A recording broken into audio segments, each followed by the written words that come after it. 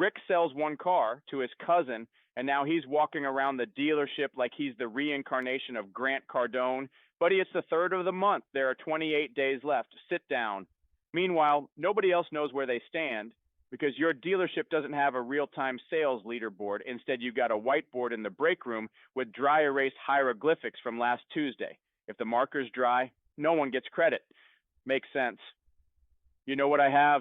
A pacifier and standards, but sure, let's run the sales floor on vibes and rumors. Hey, I think Jenny sold a car earlier. Oh, I heard Marcus hit bonus. Great detective work, Sherlock's. If you're actually trying to build momentum, like real motivation, people need to see where they stand.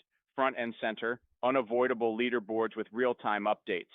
Salespeople are competitive by nature. You give them a leaderboard on screen, someone's selling a car just to knock Rick off the top.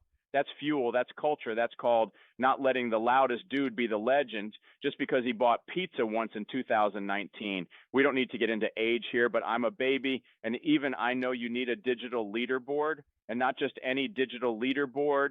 Digital Dealership System has a next level sales leaderboard that updates in real time across teams with filters, rankings, monthly goals, and the works. It's like your old Excel sheet. But it doesn't require Tammy to update it at lunch. So instead of letting Rick cosplay as Employee of the Decade, check out the DDS website for more details and use the link to book a call with my digital sign dad.